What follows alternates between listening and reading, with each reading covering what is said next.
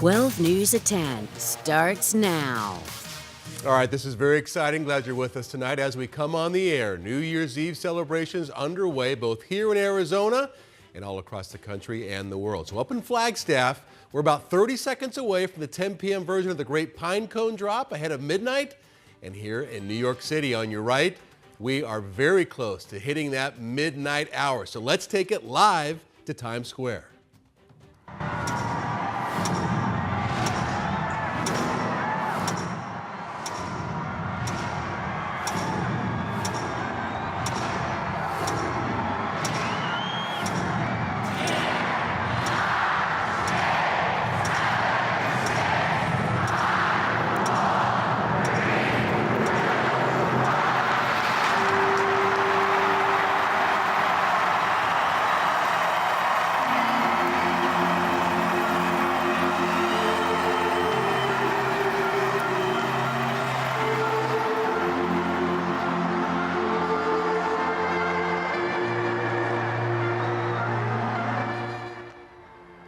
What an iconic sight.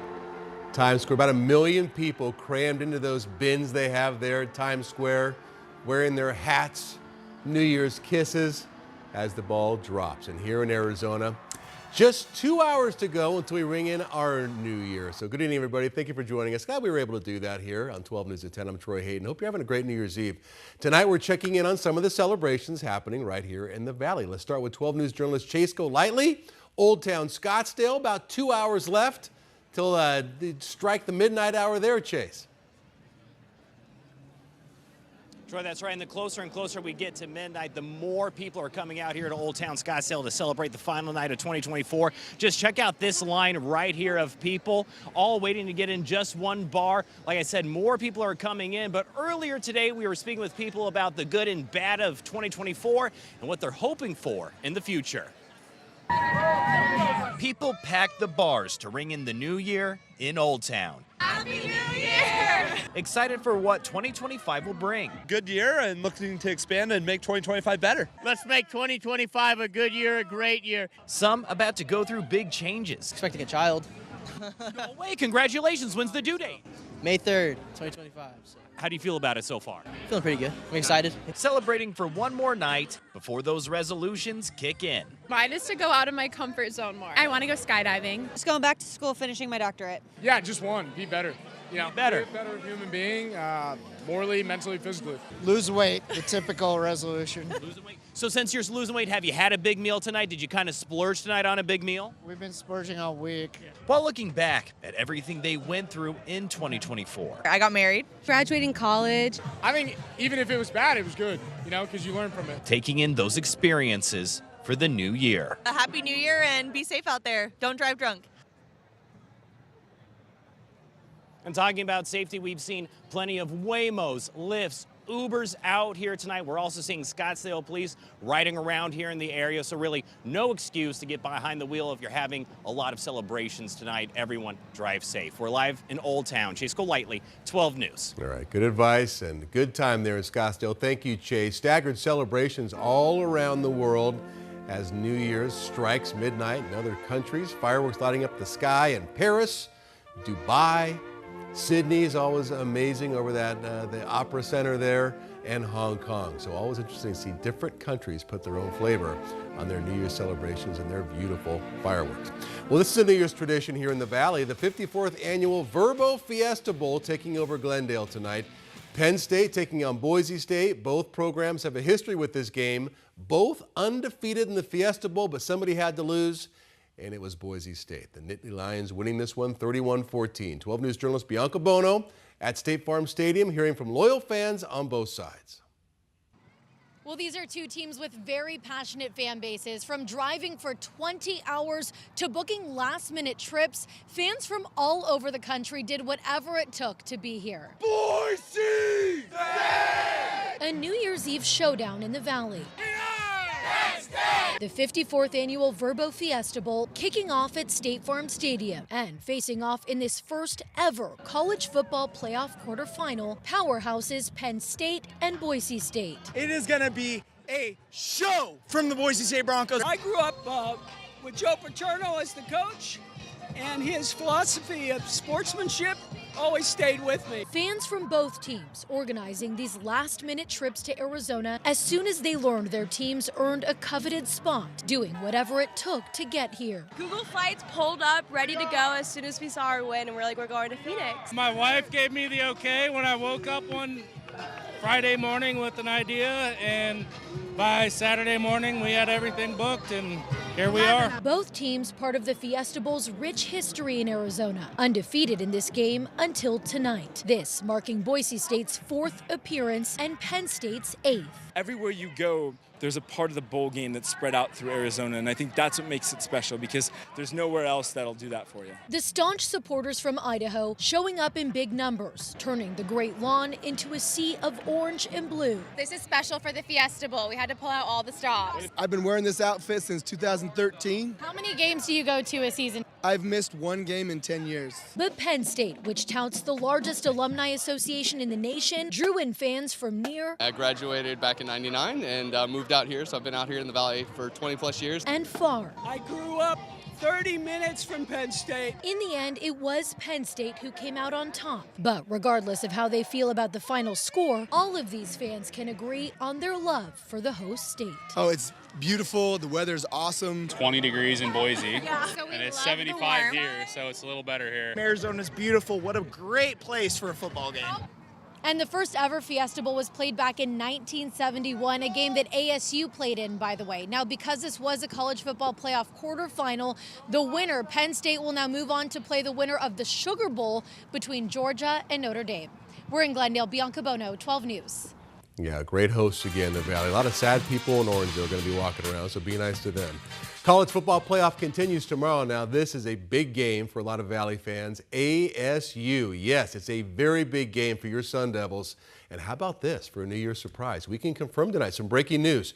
Arizona State and head coach Kenny Dillingham have agreed on a brand new 5-year contract. So Jake Garcia will have more on that coming up in sports. Meantime, the Sun Devils set to take on Texas in the Peach Bowl tomorrow. That game's at 11 a.m. And Sun Devil Nation has arrived in full force in Atlanta. And so is Cameron Cox reporting live from Georgia tonight. Cameron. Happy New Year, Arizona. Yeah, it is finally here. We're getting closer and closer to kickoff between Texas and ASU in the Peach Bowl. Winner moving on in the college football playoff. One thing is certain here in Atlanta. Sun Devil fans are taking over. Sun Devil fans ready to party, loud and proud at a New Year's Eve pep rally. ASU fans have been waiting 28 years for this moment. They're outnumbering all the Texas fans here in Atlanta. This is unbelievable. Devil pride. We're 3-1 here. We're taking over. It's unbelievable. Oh, it's been great. Amazing. Go Sun Devils! Woo! Cam Scattaboo, Sam Levitt. Before that, both head coaches meeting for the final time before the Peach Bowl. We're about to go play with 8 teams left. If you can't get excited to play, if there's an excuse for why you didn't play to the level of you played, something's wrong. We also caught up with ASU legend Jake Plummer, the former quarterback named the honorary captain for the Devils. It's fitting. Last time ASU played on New Year's Day, 28 years ago. Jake the Snake was under center. They're here now because they put in the work and they kept believing and they didn't listen to the preseason rankings or any of the supposed experts. Where are those experts now? They're still doubting ASU, and that's okay. And that's fuel to the fire. That gives these kids extra motivation. Kickoff is New Year's Day at 11 a.m. After the game, flip over to 12 News for the best ASU postgame coverage in town. In Atlanta with the Sun Devils, Cameron Cox, 12 Sports.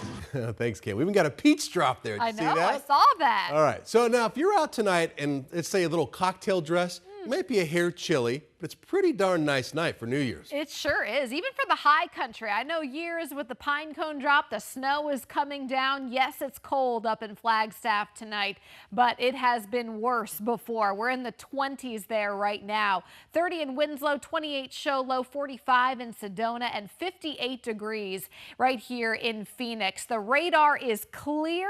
We only have a couple fair weather clouds moving over south central Arizona, but for the most part, skies will remain clear and our weather pretty quiet over the next couple of days. Here's our midnight temperatures. Down to 53 here in the valley, around freezing for the rim country, 23 in the White Mountains, and 21 up in Flagstaff. Daytime highs tomorrow, once again above the average. 50s and 60s for the high country and 73 right here in the valley. Mostly sunny skies. We're taking a look at your travel weather coming up in my full forecast. All right, we'll see you in a few minutes, Lindsay. So as we begin this new year, it means that there's some brand new laws that will be going into effect in just a couple of hours. 12 News journalist Erica Stapleton breaking down the changes we can expect to see, and some of them are creating some controversy.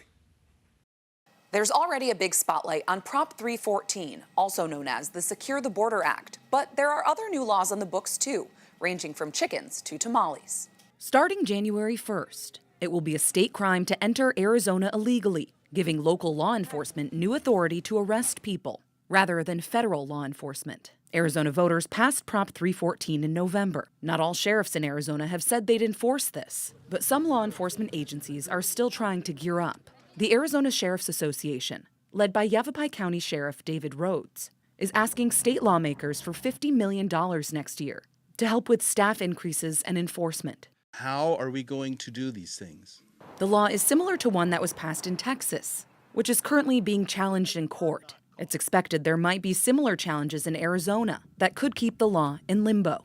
This year, Arizona voters also passed Prop 312, which would allow people to ask for a property tax refund if a city isn't addressing a public nuisance, which could impact homeless encampments. Voters also approved Arizonans' right to an abortion, which actually already became part of Arizona's constitution in November. Other new state laws include a law where tenants no longer have to pay tax on monthly rent, and a minimum wage bump, up 35 cents to $14.70 an hour.